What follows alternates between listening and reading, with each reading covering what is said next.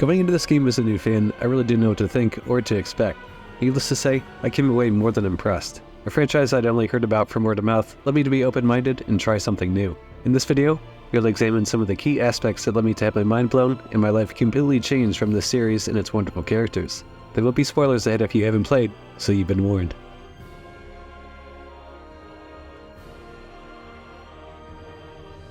Starting with the most significant aspect that swayed me into loving this game was its magnificent story and its characters. I love how the player gets to choose between Claude C. Kenny and Rena Langford, and each of these characters provide the player with a different viewpoint of the game's events and reactions to not only each other, but to the other characters you see during the events of the story. Speaking of the events of the story, I went with the Claude route for my playthrough, and while things start off tame, with Claude being an understudy to his father, who is something short of a badass, they were quickly whisked away to an unknown planet called Expel. Prior to the game's events, you see everything that took place, and it really helps set the world in motion. The pacing of the story is kept moving at a good pace from my perspective after we learn about Arlia and why the townspeople think Claude is one of legend. The story begins to shift after you save Rena from Alan in the Salva mines, as we come to find out he was corrupted by an energy stone, and his origins are known at this point, but it is suspected that the sorcery globe that landed on Expel may have played a part in this. With the blessing of the Arlia mayor, we arrive in Cross, and the king is aware of our investigation into the sorcery globe, which takes us into the Cross cave to find ancient texts which are needed to continue advancing the story, and also a point that we meet and recruit Celine, which at this point, why wouldn't you? Upon completing the cave, we make our way to Kurik, and things begin to get a little weird as to what seems like a quaint little waterside town is then swallowed up by the ocean after we get a mysterious message from a hooded figure named Philia. It's tragic that what little time you got to spend in the village was cut short by what is presumed to have something to do with the sorcery globe.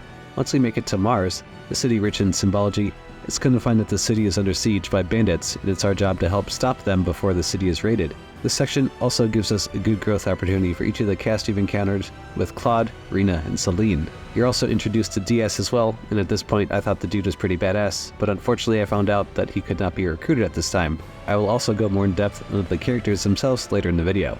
Upon defeat of the bandit leader, which is also acting as a double agent of sorts, working with Celine's parents to protect the town, we come to find out that he was also corrupted by an energy stone similar to Alan and Salva. The question still remains, where are these stones being procured from, and why are they being used for evil purposes? But we still must press on, as nothing has really been solved yet. The next two locations in Hilton and Harley really don't offer too much in the way of the main story, but give us a little break to catch up on any leveling time needed to not feel overwhelmed by the main events coming up.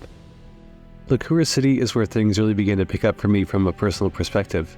Doing the Liqueur Armory contest was a lot of fun, and to be honest, I'm not really sure if it's possible for you to actually defeat DS, as I got one-shotted. I have to assume not in this instance. This whole section I can feel kind of painted DS as a tsundere type character with his interactions towards Rena, and it's sad you can only recruit him with Rena and not Claude, but I understand why it's set up this way. And so, we make our way to Linga as somewhat of a hero around Liqueur for our efforts in the Liqueur Armory contest, and this area didn't really hold too much story significance other than allowing you to recruit Priestess or Bowman.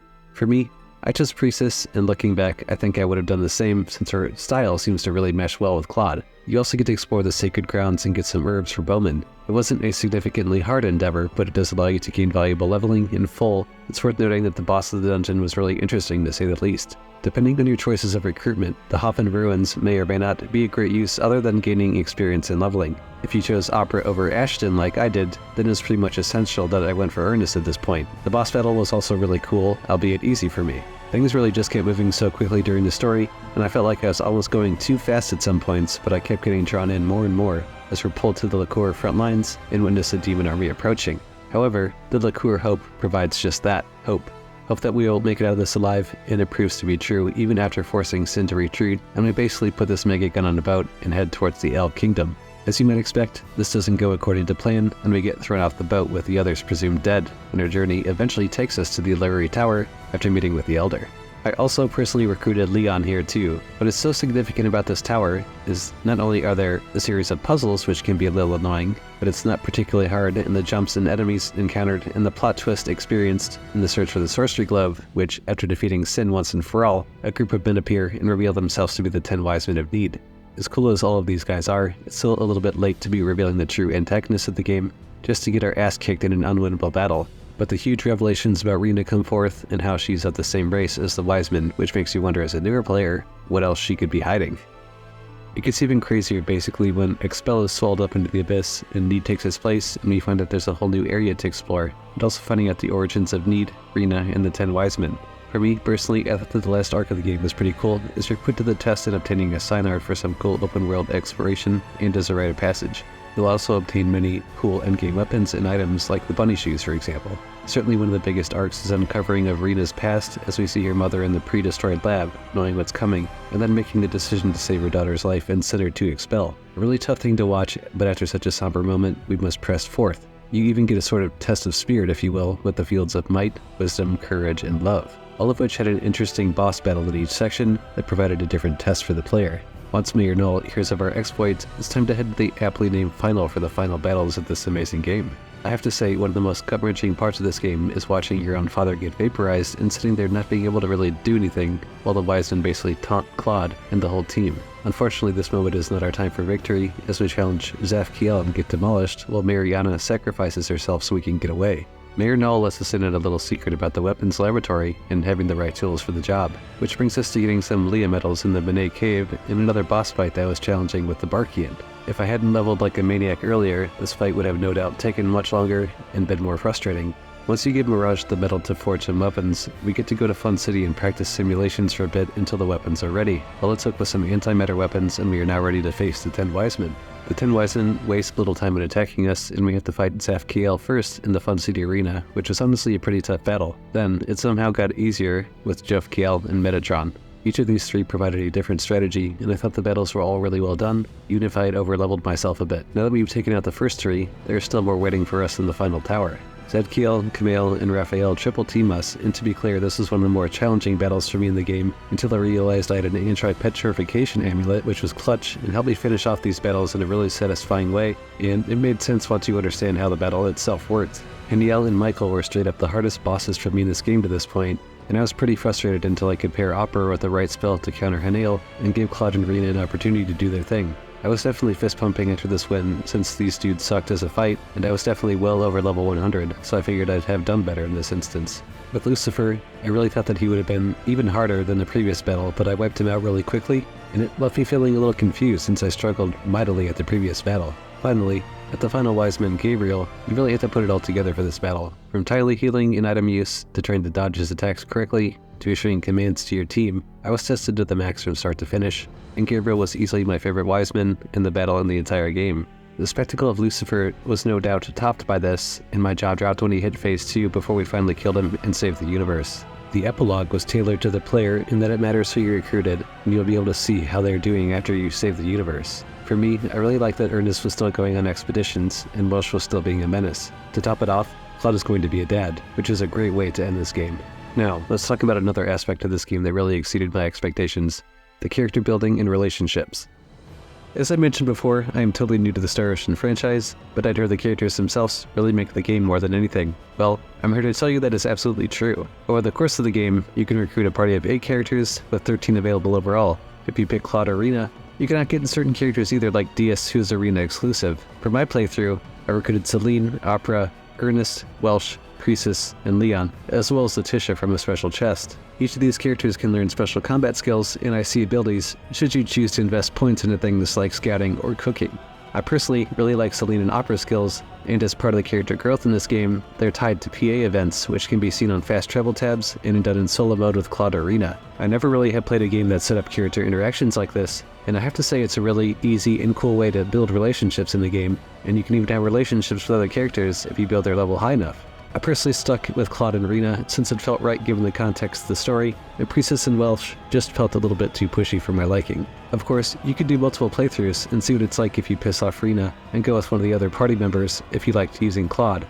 And given the context of the story, I initially wasn't sold on Claude as a character, but by the end, he'd come to face his past self and dealing with the death of his father to be something his father couldn't be. All this being said, I hope that other games take note of how Star Ocean does its PA events and can potentially implement it as well, since it works so well within the game and leads to greater understanding and appreciation of its characters, and helps build the world up too. I now want to discuss something unique to Star Ocean I hadn't experienced before either, and that is the IC system and specialist skills. Item crafting and skills is a staple of the series. In Star Ocean, the second story are, I see and skills transfer into specialties and super specialties. For example, investing skill points into biology will unlock compounding and fishing, and resilience will translate into train and survival while giving bonuses to defense. Picking specific skills for certain characters so they have different things to offer the party is a good strategy. However, some specialist item creation and item appraisal require 2 party members to be at level 4. There are IC and specialties that players should invest in as soon as they start earning skill points. Some of these contribute to the party getting more formidable in the battlefield, some having higher HP and more. Some of these specialties I personally invested in were determination, effort, courage, animal training, and biology. I paired determination, effort, and train with bodyguard leveled as high as I could get it, and I watched the full and experienced pour in at almost comical levels. But when you consider how hard the endgame is, it's nice that the developers let you do this, and it seems like a pretty intentional feature. I really would not mind seeing it be included in more RPGs, since someone with limited time as myself, it really caters to me as I don't need to grind for endless hours to get to the level and skills obtained needed to get ahead in this game. I will also be honest that at first it seemed a little daunting as a new player having to know all these things, but by the time you're mid-game, it really all makes sense and you have a clear direction as to what you'll do and how you'll use it, so you don't waste any points on something you won't use. In my opinion, this is also very well designed on the developer's end. The next topic we'll now cover will be the combat in this game, which I was honestly pleasantly surprised with. Combat in Star Ocean was probably the second biggest selling point in this game to me, besides its story and its characters. It felt really fluid to me, and as you get the opportunity to do assault actions with party members off the bench, which is new to this remake, which not only is visually impressive, but also provides the opportunity to drop some mega damage on your enemies. I stuck to using Claude the most since this hack and slash style really resonated with me, and using Rena as a support healer to keep everybody revived and healthy, while selling an Opera supported with spells and elemental damage, which was also really satisfying. You could literally just do battles for hours in this game and not get bored once. That is a really rare quality in games these days in my opinion, and if you're still on the fence about this game at this point, I hope I've turned your opinion around. Bears mentioning again that the boss battles all provided you with a different playstyle and element, which is a benchmark of a well-designed RPG. Hats off to Square and Gem Drops really nailing this part down.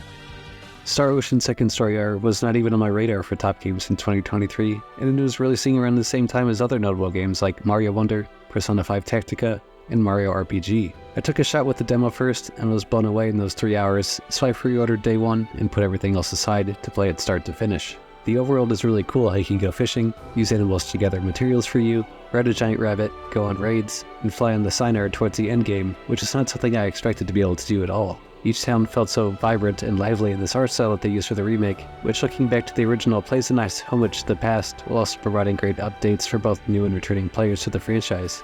The closest thing I could compare this to based on what I've previously played would be Octopath Traveler, but I think even saying that would be a disservice to Star Ocean with how unique it is. I was invested in each party member, and I was bummed I could only pick 8, but that's why they encourage multiple runs of this game to really take it all in. This game is simply one of the best remakes I've ever played, and I cannot give Gem Drops enough credit for this. It is so rare a game can absolutely turn my opinion quite like this, and I encourage everyone to give this game a shot. You will absolutely not regret it. Plus, consider that it is on every modern system available, like PC, Nintendo Switch, and PlayStation 5 for example. That will conclude the video, so if you've enjoyed, please like and subscribe, and I'll catch you on the next one. Star Soldier 17, out.